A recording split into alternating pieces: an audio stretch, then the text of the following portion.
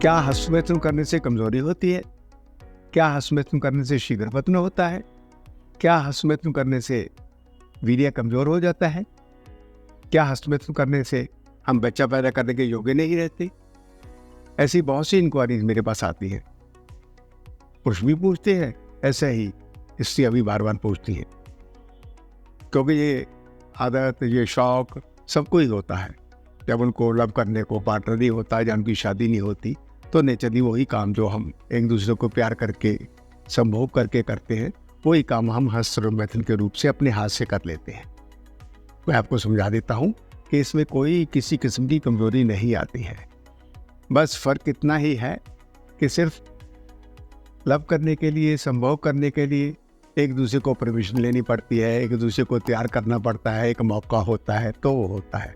उसकी एक लिमिटेशन हो जाती है। आदमी जब चाहे कर ले, अवेल नहीं होता ऐसा, चाहे वो आपकी पत्नी है, चाहे वो आपकी पार्टनर है। दिन रात का फ़र्क है, समय का फ़र्क है। दिन में औरतें बिजी हैं, थक जाती हैं।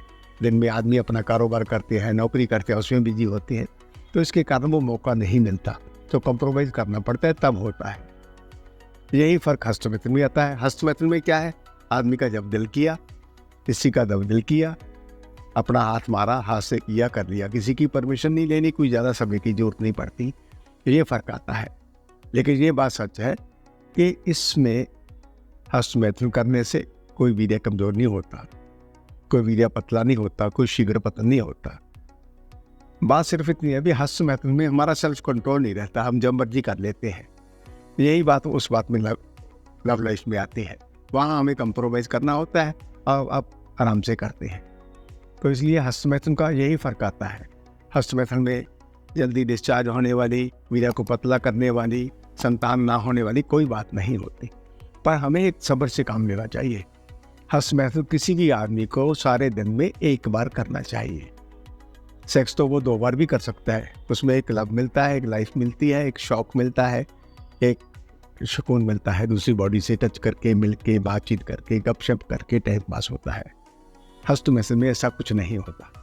इसीलिए हस्तमैथुन का बचने का तरीका यही है, मतलब सेफ रहने का तरीका यही है कि हम ज़्यादा नॉनवेज ना खाएं, ज़्यादा तीखा ना खाएं, नशे ना करें और खाली ना बैठें।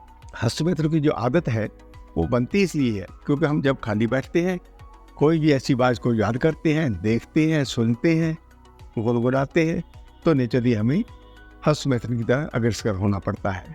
जिसकी कोई लिमिट नहीं, फिर आदमी कर लेता है उसको। इसलिए अपने आप को खाली ना रखें, अपने आप को घूमने में, खेलने में, पढ़ने में बिजी रखें। जब भी आपका ऐसा दिल करता है, अगर आप विद्यार्थी हैं, पढ़ने बैठ जाइए। अगर आप पढ़ के उठ गए हैं तो नेचुरली आप सैर करने चले जाइए, आप नहाने चले जाइए, उठ के पानी पी लीजिए और दोस्तों में अपने माँ बाप के साथ बैठ जाइए। किसी काम के लिए आप अपने आप को 20 मिनट स्पेयर कर लेंगे तो आपका मूड बदल जाएगा। और भ्रमित मत ना हो, किसी किस्म की डरने की बात नहीं। कोई समस्या आपके सामने आ रही है तो सेक्स समस्या ऐसी नहीं होती जिसका कोई ट्रीटमेंट नहीं, सोल्यूशन नहीं है। ऐसी कोई बीमारी नहीं है होती, डरने की जरूरत नहीं। आप आराम से ज़िंदगी चलाएं और कभी कभार दिल करता है हस्तमैथुन करें।